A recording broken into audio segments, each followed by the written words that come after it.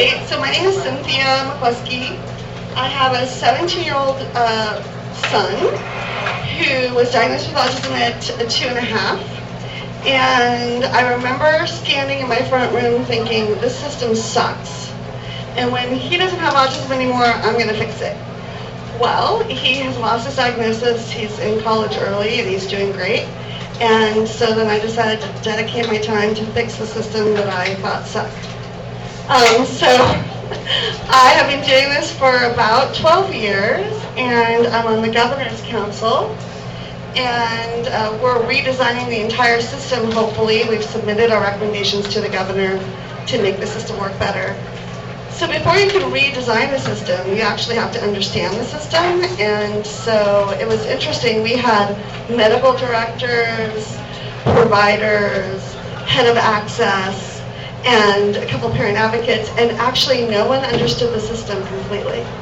So it took us 4 hours as a group to talk about the system before we all understood the system, which is really complicated. So how, as you as parents can understand it, it's almost impossible. How's that better?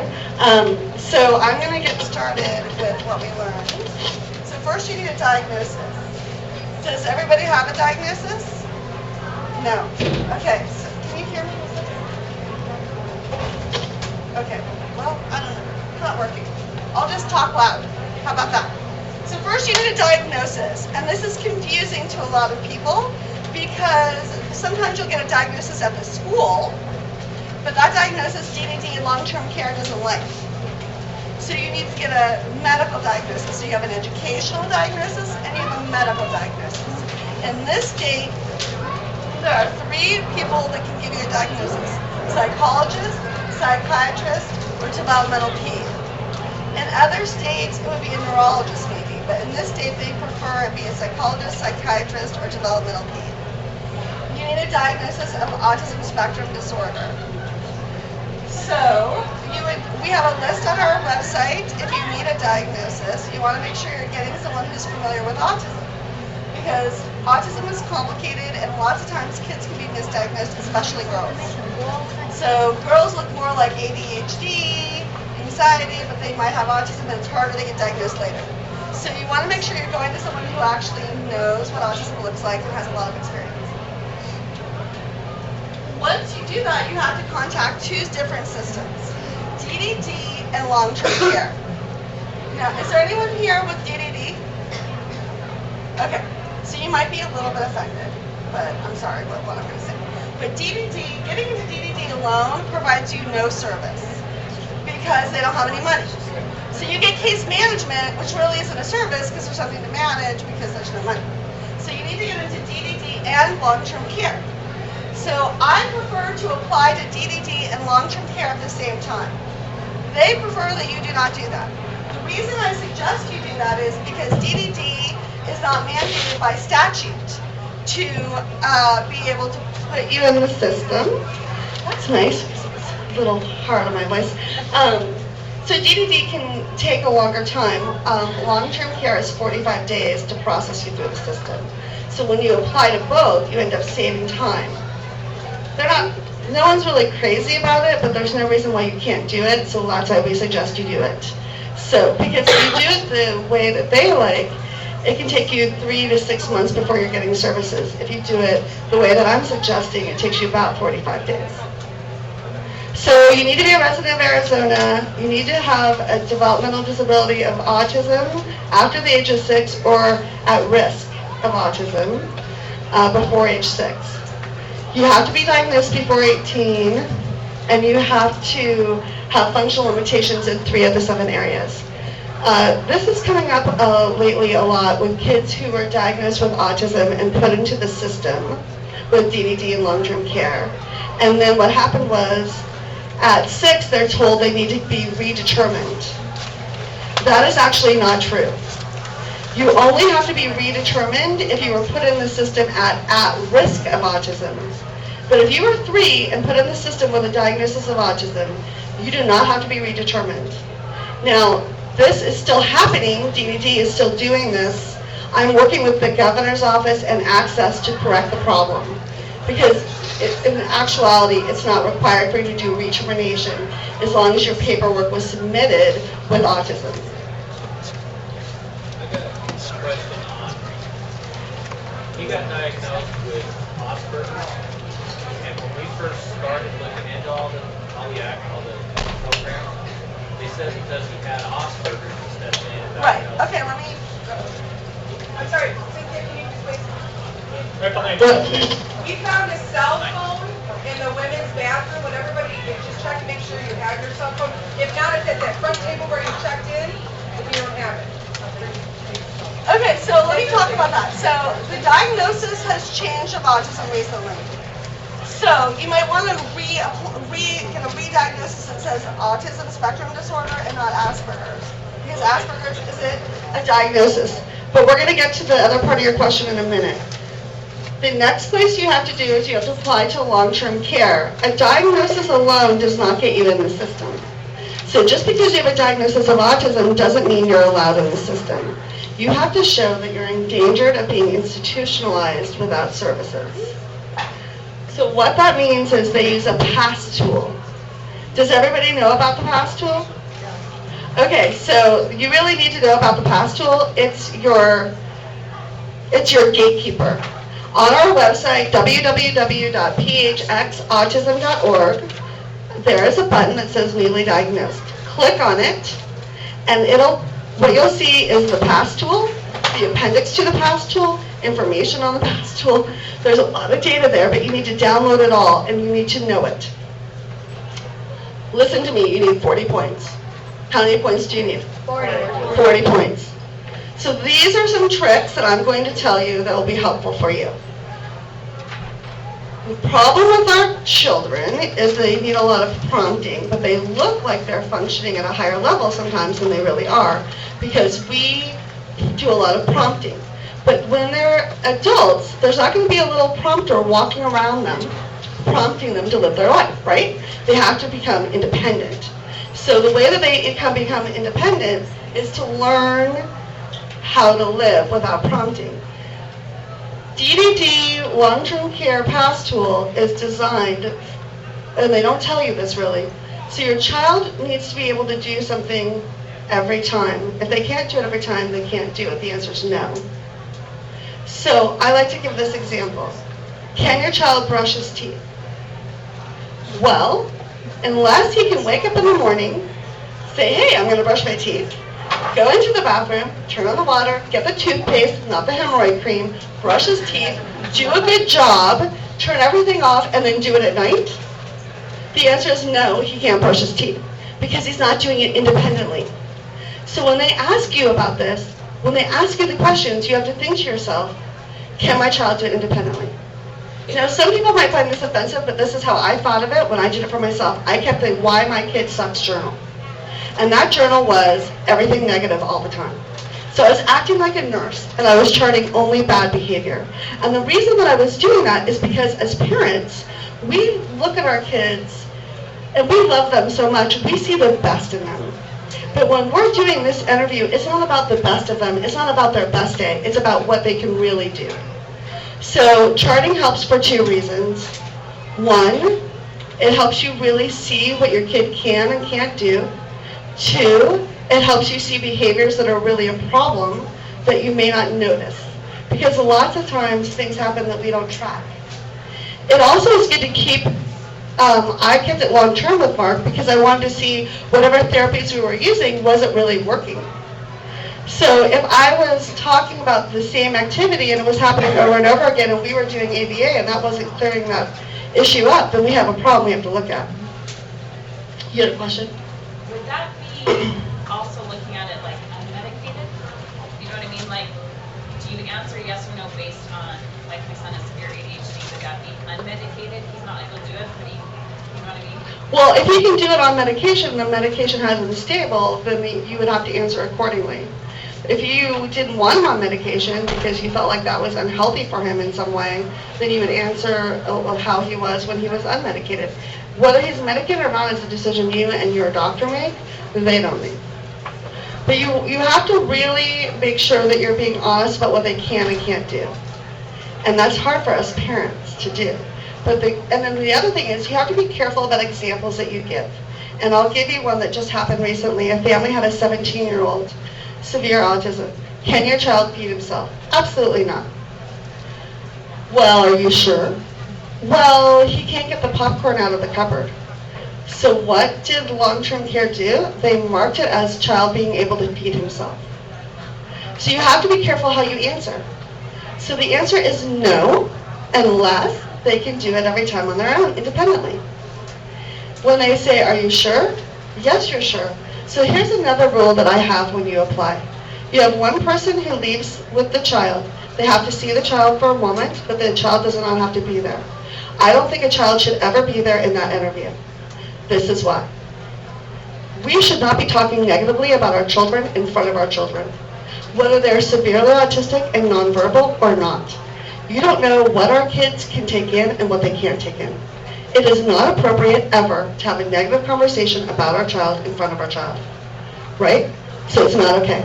So when they come to do the interview, hi, this is Johnny. Johnny is leaving. If they ask you why, you explain why.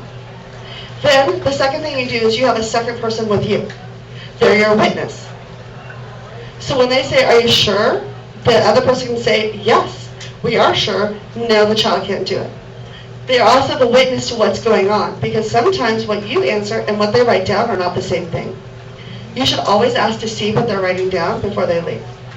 If you see that they've written down something that is not true, you can call immediately before they even get there and file a complaint. So that's really important. How many points do you guys need? 40 points. Good job. The next thing you're going to do is contact the schools. So I have some information. Oh, and I had no idea that so many people would show up to this class. So I brought packets to hand out, but I only have 10. So let me explain to you what I do have. On our website, you can download everything that I'm giving you now. And you just click the newly diagnosed button and it has everything. So it has my whole talk in writing. So a lot of what I'm going to say isn't going to be in the part that's written down, because I want to give you some more personal things, but you'll be able to get more data if you just download it. So you're going to contact your school district, and I think Hope talked about how to go about working with the school district, so I'm going to leave that for another time. The next thing you need is a great doctor. How many of you have pediatricians you like? Awesome. If you don't, find one now. Your pediatrician is your gatekeeper. He is the person who's going to advocate for you inside the system. If you don't like who you have, you need to replace him immediately and find someone good. The other thing is you need to be very respectful to your doctor. I advise families to see their doctor twice a year with reports from all the therapists that their kids are seeing. According to Medicaid law, which we're going to go into in a minute, the pediatrician is the person who decides what services your child needs and that the state has to pay for. So if you're asking him to write scripts every year and you're not seeing him every year and showing him reports every year to show that the service is working, then you're doing yourself a disservice. If the service ever gets pulled and you need the doctor to write a letter of medical necessity, how can they do that if you've never talked to them and let them know what's working, what isn't working? You should pay them for their time. Calling for a script every year is rude. They don't get paid for that. Our special needs kids take more time. We should make sure our doctor's getting paid for the time that he's spending with our kids. He is the person who's going to be advocating for you. He's the person who, when you go to fair hearing with DDD and long-term care, is the person who's going to be testifying for you. He's the person that you need on your side for your insurance or your Medicaid insurance. He's the guy. He's also the person that's going to be looking at comorbid conditions. This is a subject close to my heart. I want to tell you a brief story about a friend of mine. She has a little boy, and I've known him since he was 3. He was diagnosed with autism at 3. He had language. By the time he was 4, he had no language. By the time he was 6, we finally convinced a neurologist to run an EEG. He had 36 seizures in one day. No one ever suspected seizures. They were silent seizures. 2 years later, when he was not eating, they finally convinced a gastroenterologist to do a scope, and he had colitis, severe colitis. He was later diagnosed with mitochondrial disease. He was later diagnosed with SCAD. SCAD is a metabolic disorder that is sometimes missed and thought of as autism. There's a study in Britain that showed 20 kids were diagnosed with autism that actually didn't have autism, they have SCAD. This child is intellectually challenged now, and he will never lead a normal life because every time he went 2 hours without eating, he was getting brain damage. Everything was missed. Everybody screwed up. Nobody cared. And you know why? He had a diagnosis of autism. So I'm passionate about making sure we're screening our kids for all the comorbid conditions that affect autism. I want to tell you 2 more stories to drive home the point that we never think about behavior as behavior until we rule out medical conditions. There was a child, 12-year-old girl, who started headbanging. She headbanged for 2 years. She wore a helmet. Finally, they discovered she had an abscessed tooth. They pulled the tooth. No more headbanging. There was another girl who did this every day. She wore that brace. 3 years later, they scoped her for a study that she was part of, not because they thought anything was wrong. She had colitis all the way up through her throat. These were not behaviors. They were medical conditions, and we miss them because people think of autism as being the only diagnosis, but our kids can have anything. Just because they have autism doesn't mean they can't have anything else. So you're a pediatrician, it's really important that he knows about autism and is screening for things. So the most common things are seizure disorders. Depending on the study, it's 44 to 70% of our kids. Gastrointestinal disorders, 45 to 60%. Immune deficiency, they don't know, they're not keeping track. But I know 40 kids with autism in this state who are getting IVIG for primary immune deficiency. So it exists. God bless you. Hypothyroidism, mitochondrial disease, there's a lot of things that our kiddos can have, ADHD, sleep disorders, all sorts of things. So we just need to make sure that we have someone who has our back and looking at our kids and we're being thorough.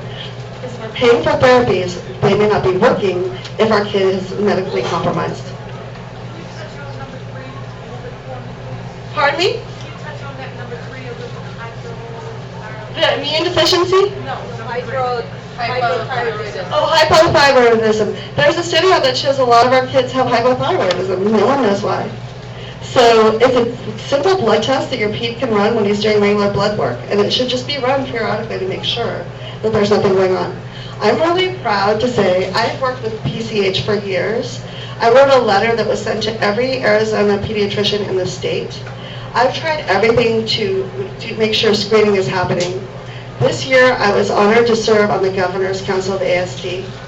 I brought up my issues about the medical disorders, and the medical directors of 2 of the biggest plans in Access backed me up and are designing a sheet that will be given to every doctor in the state, and they will be required to screen kids with autism every year for all the disorders. This is going to change the world for our kids. I have goosebumps. I'm passionate. I've been working on the subject for 10 years. Finally, we're getting somewhere. Okay, so let's talk about EPSDT because this is why your doctor is so important. Does anyone know what EPSDT is? EPSDT. I want to design a shirt that says "Got EPSDT," like "Got milk," because this is how you get services. Medicaid services are mandated by EPSDT. So from 0 to 21, Medicaid insurance is more generous than your regular insurance plan from your employer. And the reason it's supposed to be that way, now I'm saying it's supposed to because it's not always working out that way in this state, but we're going to fix that. EPSDT, the reason Congress did this was they didn't want children to wait 20 years to get a treatment because we were waiting 20 years for all the research to come in. So what EPSDT says is, if you can prove something is ameliorating your child's condition, the state has to pay, even if it's not a covered benefit.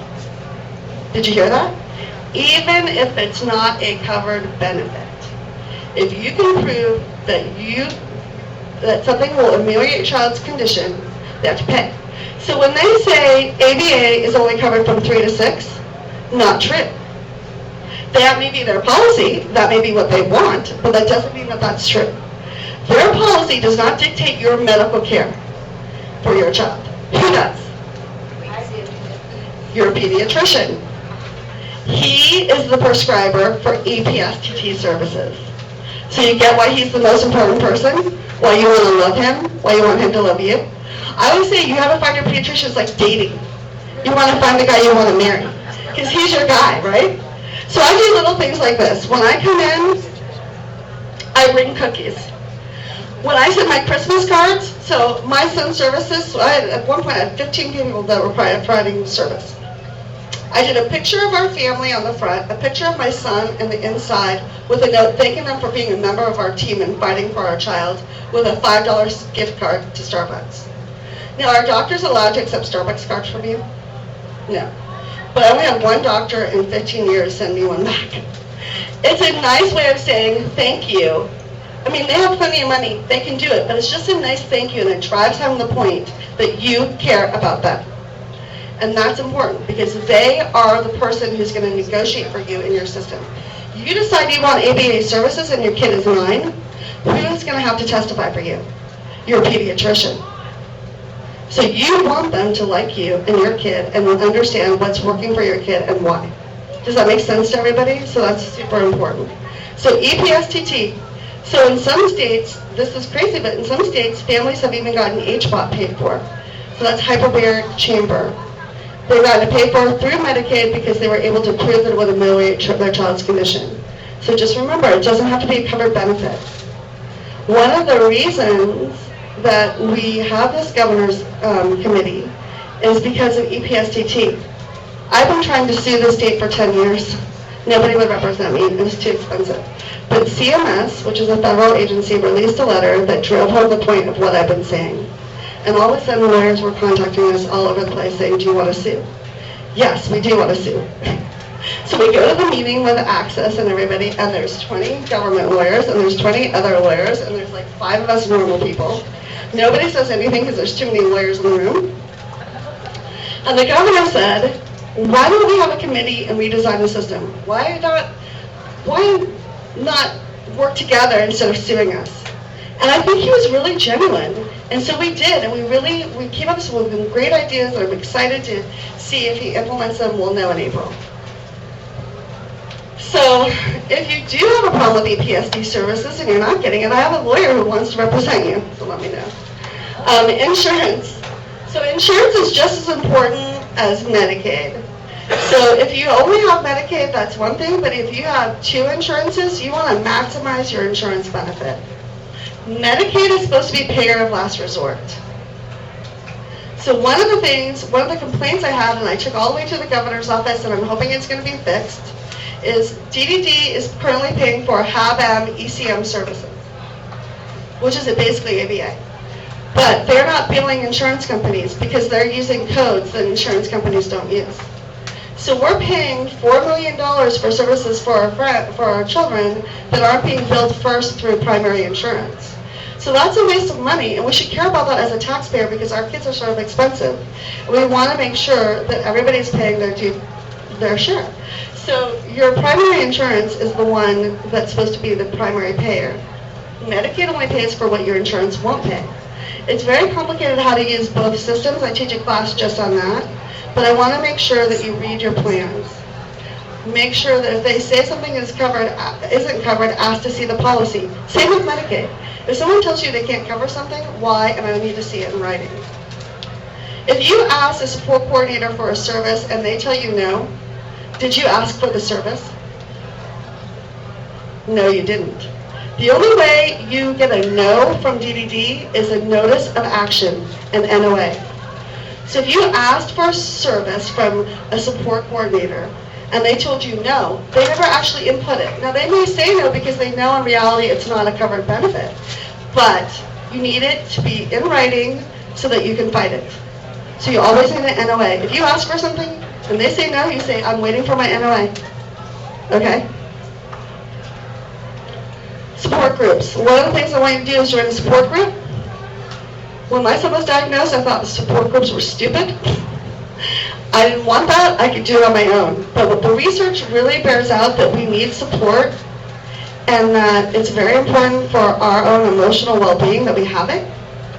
And so we have support groups all over the valley, the west, the east, and the north valley. They're free. We have speakers every month. Make sure that you're in a support group or you're on a Facebook group. We need to connect with each other and find out who's getting what by whom. This is how you learn, oh, I can get ABA services for a 15-year-old. Guess what? You can. There is a way to do it. But you might not know how to do that if you're not connected with other families. So that's super important. Therapies. So they're going to pay for therapies. What therapies are they going to pay? Well, first of all, who writes the script for the therapy? Your pediatrician. So he's your guy, remember? So most services people get are speech, OT, PT, occupational therapy, music, hip, horseback riding therapy you can get. There's some swim therapy you can get, ABA therapy you can get, counseling you can get. So there's a lot of things available. The question is, are you going to get them? Well, first you have to ask. I talked to my church recently, and they said there was a mandate on the number of therapy visits that you can have within a given period. Okay, that's according to their plan.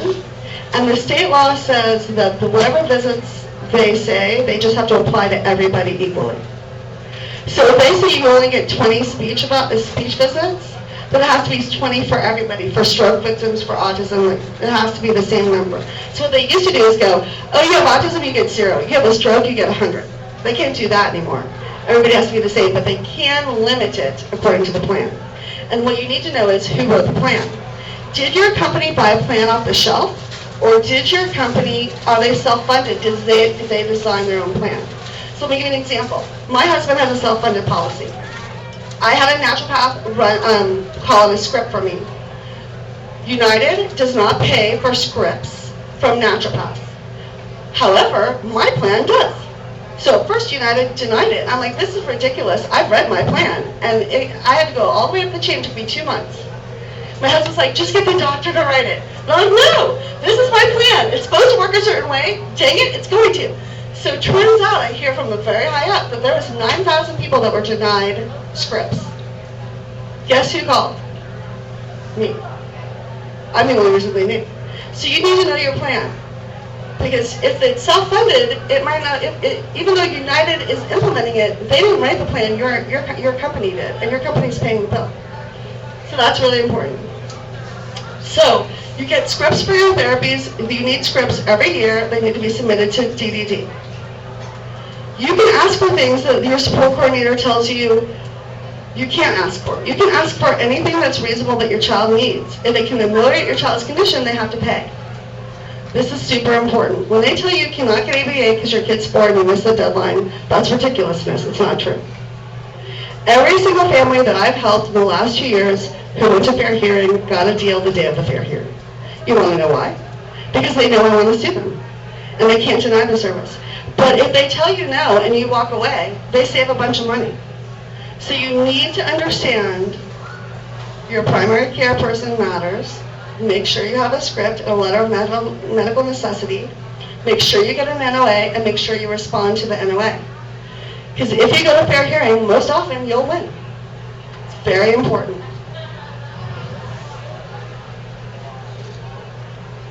Okay, I think I talked about that. Okay, learn.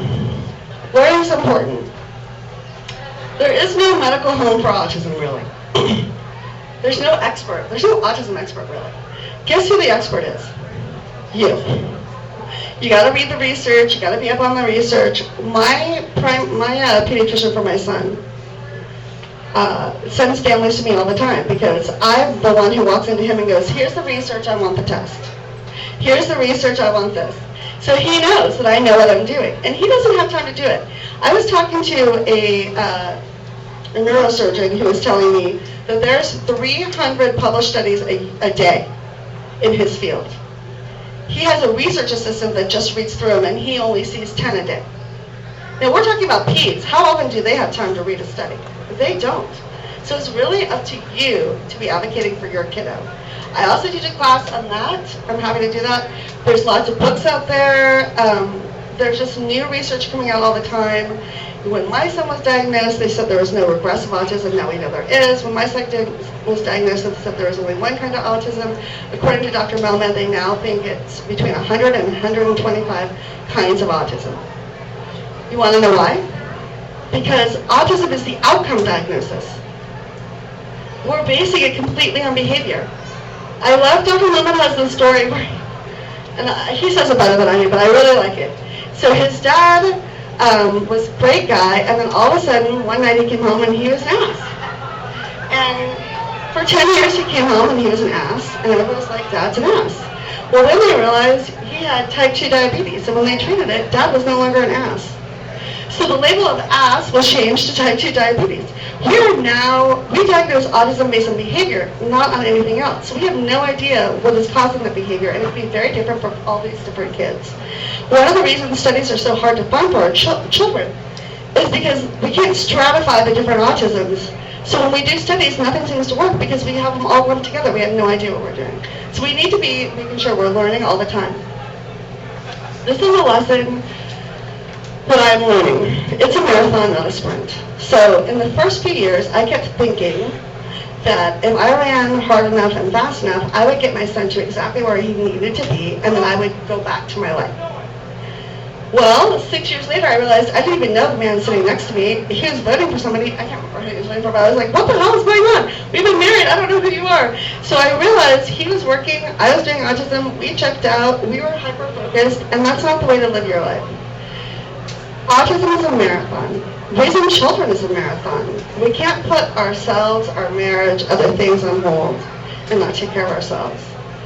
This really struck home with me recently. I was recently diagnosed with breast cancer, and when I did the research, I realized really it was probably stress for me, and I wasn't taking care of myself. And it dawned on me, like, if I'm not here, who's taking care of my family, right? So I really feel passionate about educating all of you to take care of yourselves, take care of your marriages, take care of the rest of your kids. This is a life journey that we're having. It's not a sprint.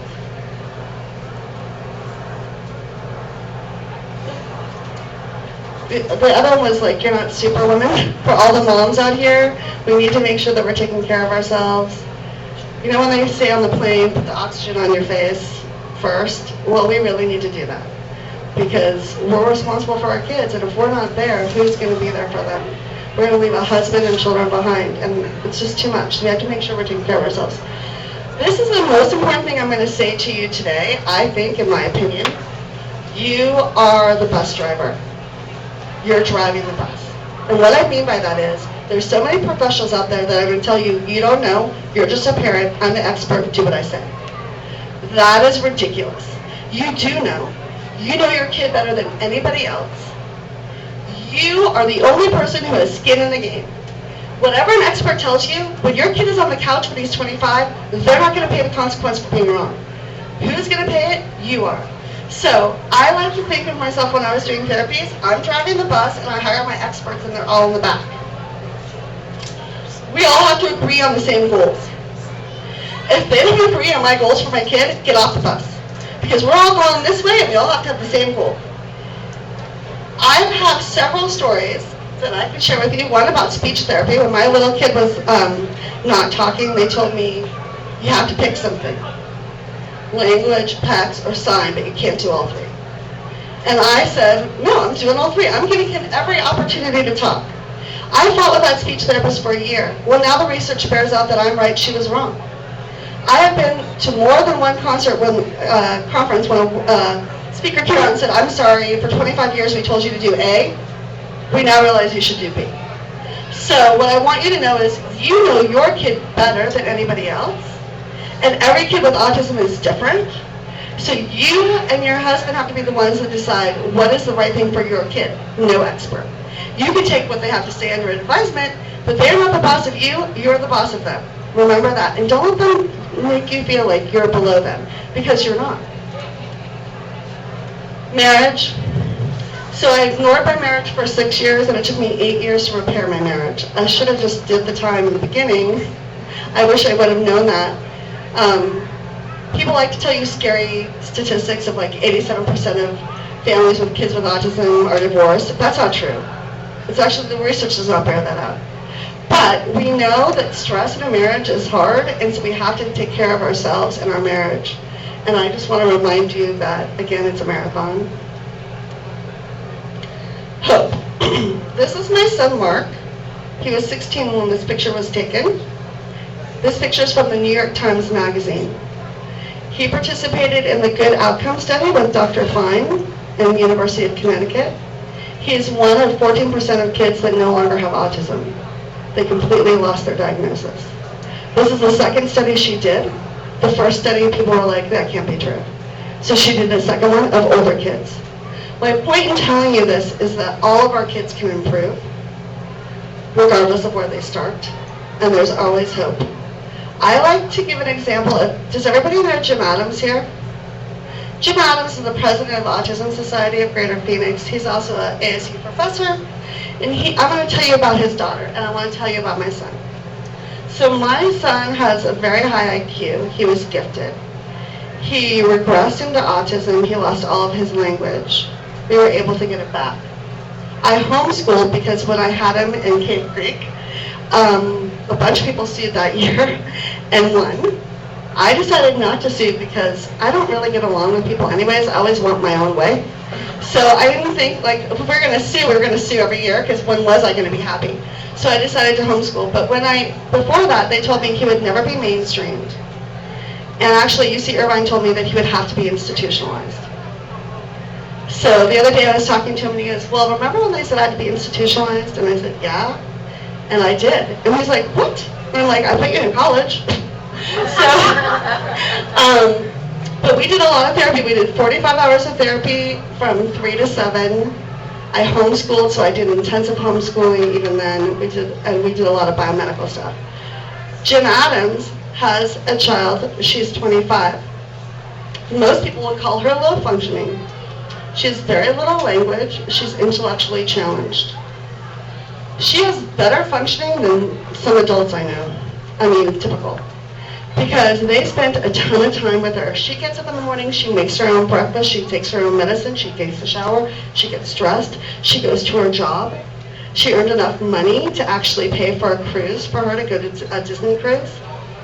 She is now moving into her first apartment on her own.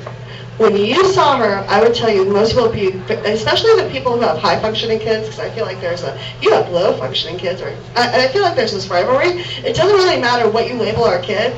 We have to make them all functioning. I know plenty of high functioning kids who can't get off the couch, can't motivate, and need prompting. Here she is, 25, and quote unquote low functioning, and she's functioning better than most people I know. And she has a job, and she's living on her own. So anything is possible as long as we have a plan and we're working the plan. The other thing I want to advise you is we spend a lot of time talking about what our kids can't do. We need to spend at least 50% of the time talking about what our kids can do. It can't always be about what's wrong with them and what needs to improve with them. We need to find their gifts, their loves, their talents, and we need to spend time on those and value those. Because I see a lot of kids who did ABA therapy and become teens and they have a lot of anxiety. And I think it's because we're constantly demanding performance from them that we would never demand from anybody else. And so I really think it's important that we spend at least half our time working on gifts. Okay, that's it. I wanted to open it up to questions. Anybody have any? Back at the beginning, you said about the diagnosis with the at-risk, for like my son, he's therapy that has an at-risk diagnosis. Does that mean that I can apply for the DDD services right now? No, you can. DDD and long-term care, you can get into those systems with an at-risk diagnosis before the age of 6. After the age of 6, you need a diagnosis of autism or autism spectrum disorder. Okay? But you can definitely get in the system now. Yes? In regards to therapy, so we're kind of in the same boat, at Forgive risk. me for a second. Why don't you go ahead and have the microphone with people in the back to hear the question? Oh. Or you can repeat the question either way. Sorry. I'm kind of in the same boat. My daughter's at risk, cognitive delay, and she has seizure disorder as well. So we're kind of in the process of DDD applying. My question is, Long-term care. and long-term care. We already had our all-text Okay. eligibility meeting. Hopefully we passed. If you didn't call me, I'll help you. Okay, thanks. My question is, like, with therapies, do they all have to be in one place, or can I, like, I'd love to get her, like, the hypnotherapy and things like that. Okay, so it depends on the therapy. If you have like ECM, ABA, so ECM is requiring that you have the BCBA and the ABA services out of the same company.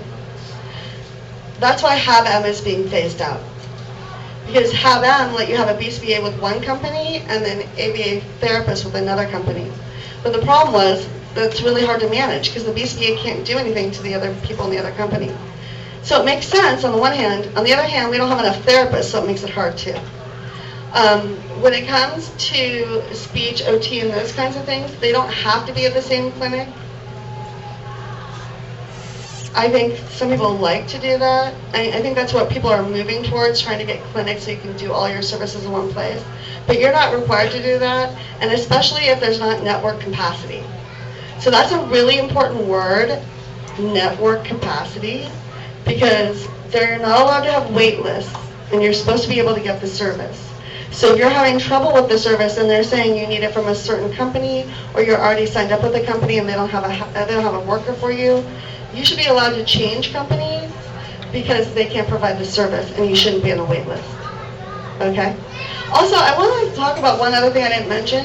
If you ever want to do behavioral health, and you call behavioral health and they say you need to come in for an intake, what I'm hearing from families is they're being told, you can come in for an intake on Monday or Wednesday from 9 to 11. We don't schedule appointments. You have to come sit in the waiting room, and we'll get to you when we get to you. Have some of you heard that before? Okay, that's illegal. They have to provide the same community standard of care. So I just recently brought that up to Access, letting them know that there's 2 providers that I know of off the top of my head that are doing it on a regular basis. So that is not allowed.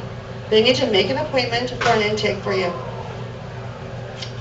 Something else interesting, ABA therapy in other counties, people can get it other ways. So that was one of the things with the Governor's Council that made things hard, because Flagstaff and Tucson were like, we don't have a problem. And I'm like, I don't know who the heck you are, but we have a problem in Maricopa. So in Tucson and Flagstaff, through behavioral health, they're able to get ABA therapy through behavioral health. That's very hard to do in this county. So this county, I kept hearing from providers there's no codes. But there is codes, they're just not using them. So if you can apply for ABA therapy through DDD or through behavioral health, both ways. Now when you try to go through behavioral health, they're going to be shocked because they're not used to this. But you can totally get it, they totally have to, so I would do that. There's also a program for older kids with ABA. If you have a child who has a lot of difficult behaviors, Hope Group and AZA United are contracted with behavioral health to provide ABA therapy, BCBA supervision for difficult behaviors.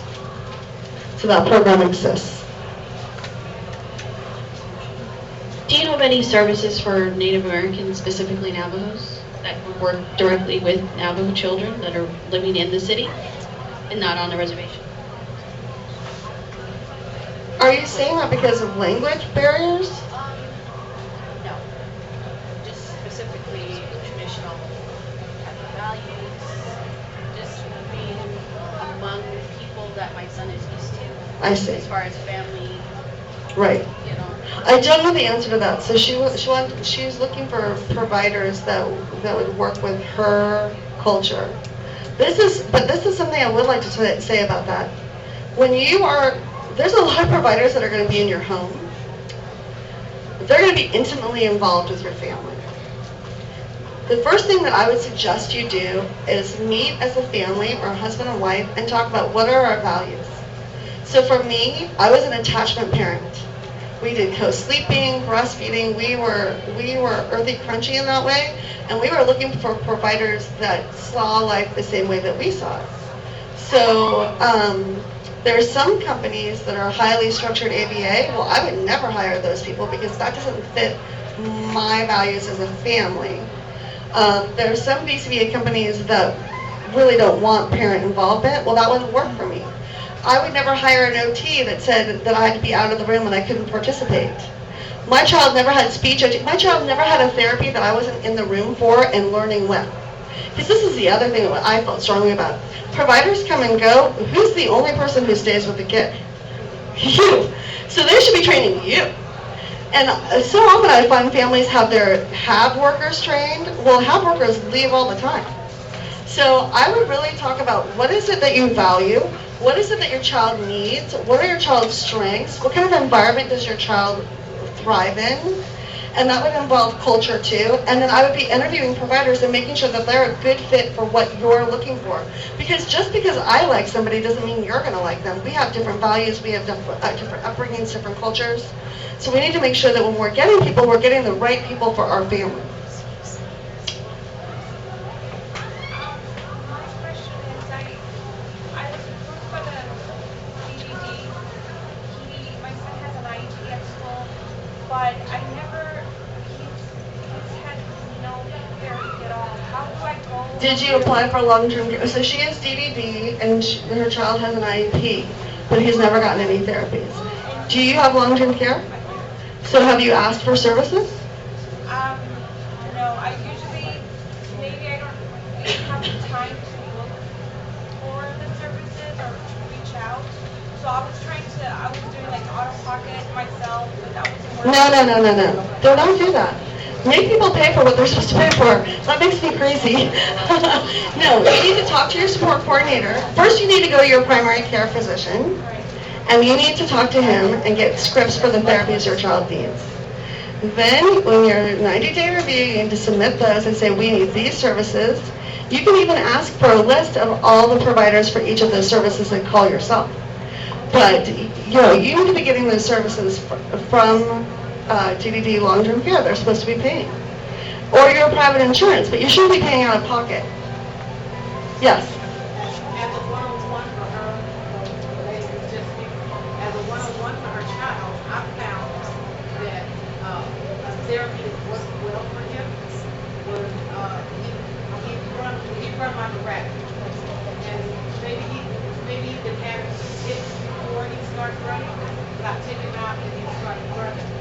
And after he finishes running, that just fear is going to hit me and go right back. Yeah. So she was using running as a therapy, which, activity for kids is always really good.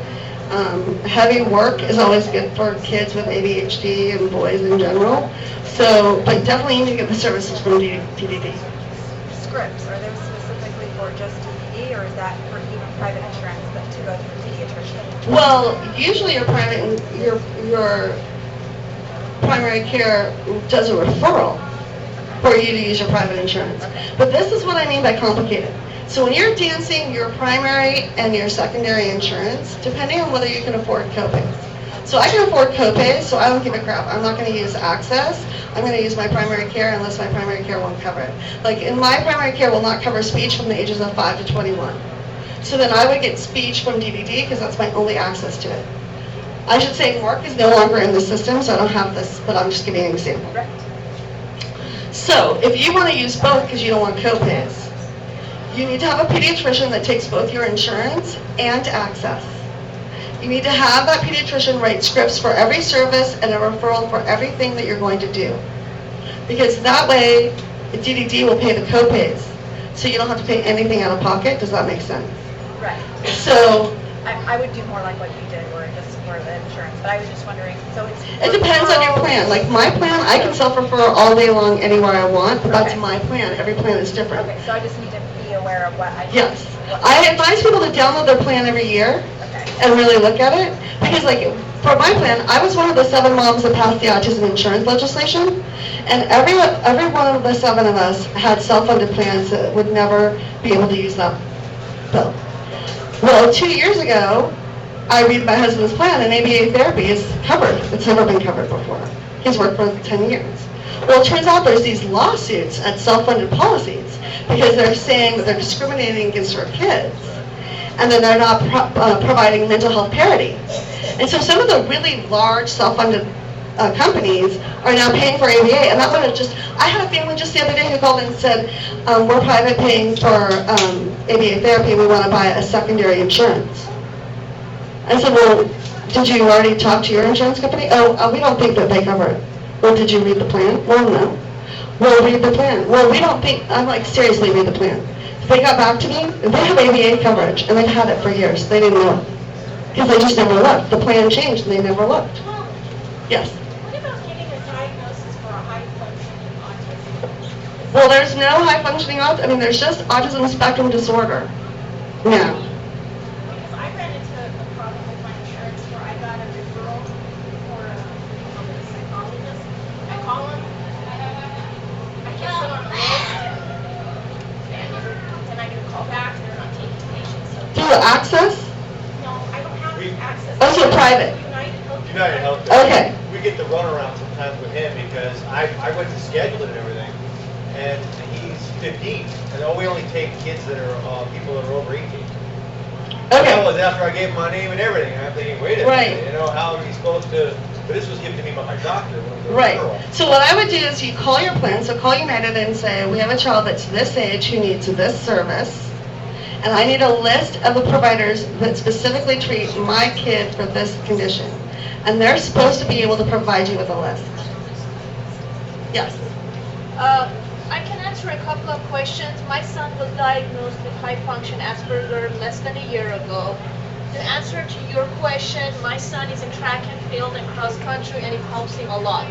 And he does swimming in the summers. That is an outlet to relax and to help. That's Yeah, activity is always good. Yes, and to answer your question, with my son's outburst at the Greater Medical Hospital, we got a call from Cigna HMO, from our insurance, saying there is these services, and we are getting ABA through our insurance, we're not paying anything, so call your insurance, ask for behavior plan. They're available 24/7. Yeah, and like I said, though, every plan is different. So just because I get something doesn't mean you get something. But they're supposed to, and you can even ask for, so I was diagnosed with autoimmune disease. I actually have my own case manager in my insurance company. And they expedite all services, and they make things happen. It's worked out very nicely. Yeah. Right. But they should give you a list. So if you call and talk to United directly and say, these are the issues, they're supposed to give you a list. And if they don't have a list in network, they're supposed to give you people that they'll have a case one, a single case agreement with to provide coverage. You get these names sometimes. We call it. Well, we only take people under 9. Right. It's like, well, Right. He's over 9 now. What is Well, this, we do like have a 28, list on our 28? website of people who take adults and people who take children, but again, it just varies. And it depends what you're really looking for, like a diagnosis or treatment every week. But we can talk later about that because I have more Let's do suggestions. one more question. Okay, so we'll do one more question. Okay, I know Stephen's law is supposed to mandate coverage for autism, but there's an asterisk for people who have employees less than 25. Correct. And so we're just stuck, I guess. Yeah, you are. Okay. Welcome to the world. Stephen's law does not apply to self-funded policies. It does not apply. It doesn't apply to state plans. But are you in DDD and long-term care? I'm afraid to apply to Well, he might. If you and I talk, he might qualify, right? His twin is on it, so I'm familiar with So, it. and then let me just say that you should apply, and then you should be able to get ABA through them. And one of the suggestions we made to the governor is that all EPSTD services should be paid for by the health plan and managed by the health plan. So DDD would only be in charge of home and community. So that would be respite, attendant care, those kinds of things, group homes. The health plan, which some of you don't even realize you have a health plan because you use your private, the health plan would provide all EPSTD services. That would include ABA. So we push it down. Because what we have right now is behavioral health pointing to DDD, DDD pointing to the health plan, everybody's pointing to each other, nobody's providing the service. We suggested eliminating that. EPSTD services are provided by the health plan. They can contract with whoever they want, but they have to provide the service.